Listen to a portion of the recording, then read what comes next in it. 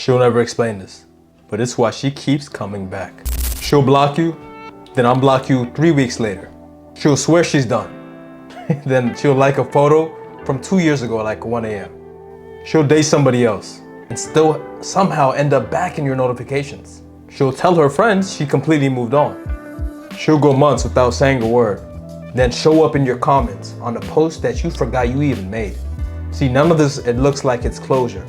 None of this looks like a woman who's actually done. And yet, if you ask her, why do you keep coming back? She would probably get a little defensive, maybe laugh it off.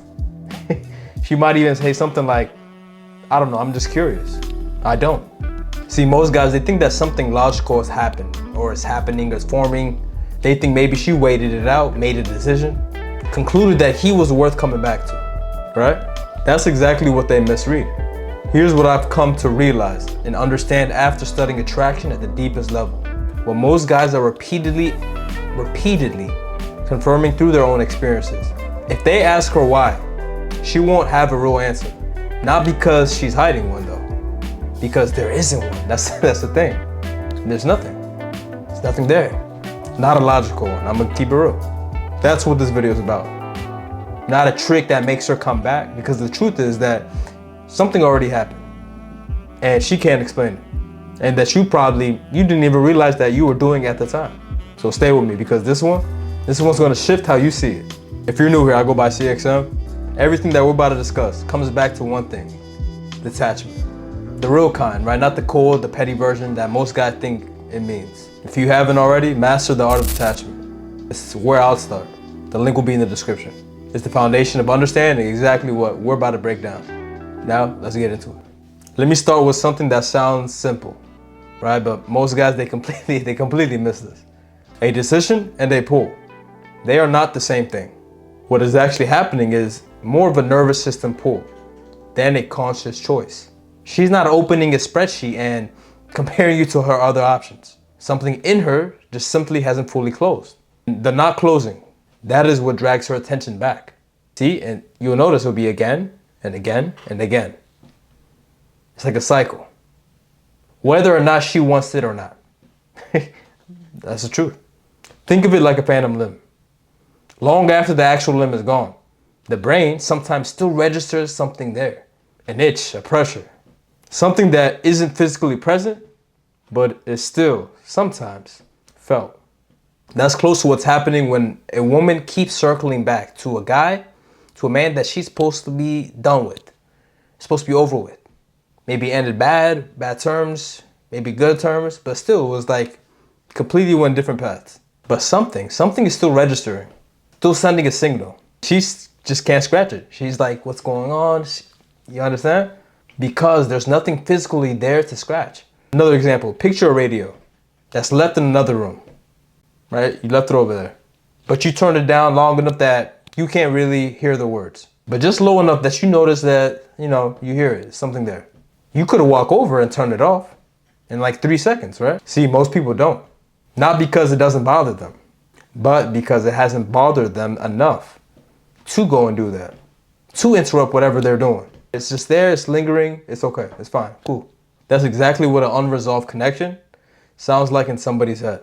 It's not loud, it's not urgent, it's just present enough to occasionally pull focus. Like, you understand? It's like you're tingling sentences. Like, but it's not. So whether she chooses it or not, whether she chooses to notice or not. There was a time that a girl came back after we kind of ended it. I was like, what's going on? I reached out to her, I was like, is everything okay? Why'd you message me last night? She didn't have she had no explanation. I'm gonna keep it real. Just checking up on you. Noted. She moved on, she's with somebody. I moved on, I'm with somebody. You can investigate, you can think, you can make up scenarios. There's just no logical answer sometimes. Sometimes they're curious, but there's something that's unresolved that they just find a way back. And here's the part that it confuses most guys. It's rarely the good time that creates the pull. That's the why you probably notice that you ended south, right? Somehow still coming back. It's usually the unfinished ones. That's what it usually is. A relationship that ended cleanly, right? It's all sunshine, it's all high fives. We go our separate ways, cool, calm, collected, with full closure. That tends to not actually really close. right? Basically, it closed. That chapter closed. We're done. Both people, they said without really saying it. They understood what happened. The nervous system just files away completely. That's it. But a relationship that ended in, not to say chaos, but in ambiguity, where something was left unsaid, where the ending itself didn't make full sense. The same way that it files the resolved. That's exactly why. It keeps an open tab. It keeps a tab open. And the tab open, unlike a closed one, keeps quietly running in the background, using up your attention that you don't even notice it's using. Think about it on your laptop. When you have 30, 40 tabs open, eventually it starts getting slow, internet speed is not really there, then you see that pop-up comes up, too many tabs open, consider closing one, then it's like, oh, force quit, all that. Okay, you got that. Picture two different breakups now, two different ones. In the first, both people, they sit down. They say the honest thing. They walk away clear on exactly what happened and why. Very rare, but still people do this. It can be painful, but complete. Like a book that reaches its final page. In the second, someone just goes quiet, or the ending gets rushed, or a fight spirals into a breakup that neither person was really trying to do. It just happened naturally. You didn't really mean it. Both of you guys. It's over, that's it. Before either person really understood what just happened. The second ending, it isn't a finished book. Does that make sense? It's a book with the last chapter burnt out, just torn out. The mind, it doesn't stop looking. That's what it is. Understand this. The mind, it doesn't stop looking for those missing pages just because you understand? Just because the cover got closed. This is why the men who had the deepest impressions are often the ones who gave the most, but the ones who left something, that's the major key, the ones that left something genuinely incomplete, not through manipulation, right? Simply because the ending itself, it didn't fully add up. A question she never really got to ask. A version of events she didn't really understand. A feeling she never got to name out loud. This is where you'll notice that certain females, if you remember from your experience, they like to be the ones that ended on their terms. Just like when they want to make love or something, it has to usually be on their terms. When have a lot of experience with them, when you're playable, you know how to control that, tone that down, and to make it known that's not what's going on. If they are not the ones that are able to end it, this is when they will try to break up with you for no reason, just because of a fight. Is that majority of the time is, especially if they know that you're moving on or you're losing interest, they're gonna try to do it first, just to say that they did it. Most people are like that anyways, but that's one thing to know. This is exactly why she can't explain it herself. If you asked her directly, why did you come back? Why do you still think about him? She'll probably give you a reason. Watch how often that changes. 1 week it's just, I just want to see how he's doing. Another week is, I don't know, I just thought of him. I can attest to this from my own experience. I've been with countless women in my past. I know this for a fact. The reason shifts begin is not usually the exact actual cause, the actual case. There are explanations built after the fact. That's it. Makes sense in logic. This is true in almost all unresolved emotional pools, not just this one. The conscious mind is a poor narrator of the unconscious one. It experiences an urge first, and only afterward goes looking for a reason that sounds acceptable to her and to anyone that she might explain it to. Ask a smoker that lights up a cigarette. I want you to do this. While they're lighting up a cigarette, they'll give you a dozen different reasons across a dozen different weeks. If you ask them why they're doing this, you'll notice that none of the reasons is addiction. They're just what the mind hands you when it needs an answer and doesn't actually have one. There's a reason why this matters though. It goes beyond understanding her. It means that arguing with her stated reason that she told you. We always said, never listen to what they say, what they do. When you listen to what she said the reason was, it's almost a waste of breath. It's almost a waste of your time. If she says she came back just to check in, you try to logically dismantle that explanation. You know it's cap. You're not actually addressing anything real. You're not. You're debating a cover story with the person who wrote it. Does that make sense? Think about it. Who actually believes it themselves? She believes it. It's like arguing with someone that just always cap and lie and this, that. there's no point trying to get the truth out of it because they believe it. The actual pull sits underneath the explanation. That's what's actually happening. Untouched by whatever she said about the explanation herself. It's mind-blowing, but it's... See, and then some guys, they don't just leave an unresolved event behind. They leave an imprint of how she sees herself. If your presence, your calm, your standards, made her feel like a specific elevated version of herself. You actually have that aura, you have that presence about you. That you uplift others as well too. You make her feel better than she actually feels. She tells you that and you can just tell. More secure, more desired, more herself somehow. That feeling, it doesn't just disappear. You have to understand that. It doesn't just disappear because the relationship ends. No, she's not necessarily missing you specifically. This is where it gets interesting because she may be missing who she got to be around you. Chasing that feeling, even unconsciously, can look identical to chasing the man, even when it's really not about him at all. Not to say every situation is like that, but now it's probably making sense. This is a stranger kind of gravity. Understand this. Not romantic gravity, right? In the simple sense. Identity gravity. People are quietly, constantly driven, constantly drawn back to whoever or whatever made them feel most like themselves. The same way that a plant leads towards whatever light source it's actually used to, even after that light has been moved. Consider this. Consider how this actually shows up outside of relationships directly, because it makes the mechanism easier to see. People return to old jobs they hated, old cities they were desperate to leave, old friend groups that didn't treat them as well. When you ask why, they rarely say the job was good, the city was great. They say something closer to, I felt like myself there. See, that sentence is doing more work than it seems to. It's not a statement about the place. It's a statement about which version of themselves that place made available. Relationships, it works the exact same way. The specific man, he matters less than most men assume. It's not really about you. What matters is which version of her made room for. There's an old teaching from the Buddhist tradition that speaks to this directly, even though it wasn't really written about relationships in mind. It says suffering comes from attachment. Attachment isn't just attached to a person. It's attachment to a state, a version of self, a feeling that you got used to having access to. Most people, they hear that teaching, they think it means don't get close to anybody. That's not it. It means notice what you're actually holding on to, because it's rarely the thing that you think it is. She's not holding on to you. She's holding on to what she got to be in your present. Does that make sense? Until she sees that clearly, she'll keep mistaking the second thing for the first. Every single time. Now, there's a teaching from Jesus that lands on this at a different angle. In Matthew 9:17, he said, neither do people pour new wine into old wineskins. If they do, the skins will burst. The wine will run out of the wineskins, will be ruined. No, they pour new wine into the new wineskins. Both are preserved. Most people hear that as a religious instruction. I hear it as a description of exactly what's actually happening in her mind. She's trying to move forward, trying to hold on to new experiences, new people, a new version of herself.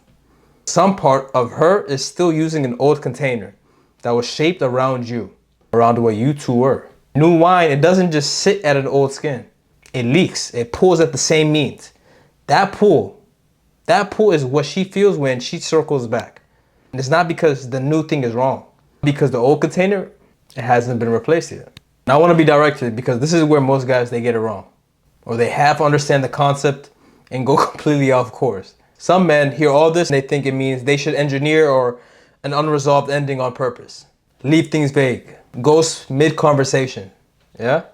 Don't cap. I know you're doing that. Manufacture a little mystery so she never gets the closure. While we've said before on the channel to be a little bit mystique, don't show all your cards, there's time and place for all that. In this specific situation, that's not detachment. That's manipulation wearing detachment clothes, basically. The woman, they can always feel that difference immediately, even if she can't articulate why. The pull that we're talking about, this pull is real because it's not a technique though. It's a byproduct of genuine presence, genuine standards, genuine version of you that she has experienced and hasn't fully processed losing. The moment you try to fabricate that on purpose, you're making it too obvious. You're not creating an unresolved tab. You're creating a performance. And performance, like we always say, they don't leave a real imprint. Not the same. They might create short-term confusion, right? Confusion, it isn't the same thing as deep identity level pull that we're describing. One fades in days. The other one, this one can last years. There's also a category of a guy who takes this information and turns it into ego. We all know someone like this. He thinks she's still thinking about me. I got her. He starts to check and see if she's watching her story, waiting for the notifications, creating her lingering pull like a trophy he's owned. That's the fastest way to lose whatever standing that you actually have. The moment you start performing, right? The moment you start creating a pull, instead of living the life that you created, you stepped out of the position that made you attractive in the first place. See, none of this is a strategy that you manufacture on purpose. You can't fake an unresolved ending or engineer an identity imprint. The moment it's calculated, it stops working, because what creates this pull is precision and presence, not performance. Trying to deliberately leave things just unresolved. It almost always reads exactly as manufactured mystery that doesn't carry the same weight as the real thing. What you can do instead though, what I suggest is, if this happens to you, from either direction, if a woman keeps circling back and can't explain why, don't mistake her confusion for dishonesty. Don't do it. She's often telling the truth as she understands it. She genuinely doesn't know, because the real reason isn't available to her. That's the thing. In her conscious mind, matter of fact. Getting frustrated that she won't just say what she means, you know that's not gonna happen. You expected that? You must be a psycho. Or you must have just started to get experience with a woman. The truth is this. She isn't withholding an answer. She just simply doesn't have one. I get messages every week, every month, from exes or girls that I used to talk to for, it's been a while, it's been months, maybe years, and it's just random.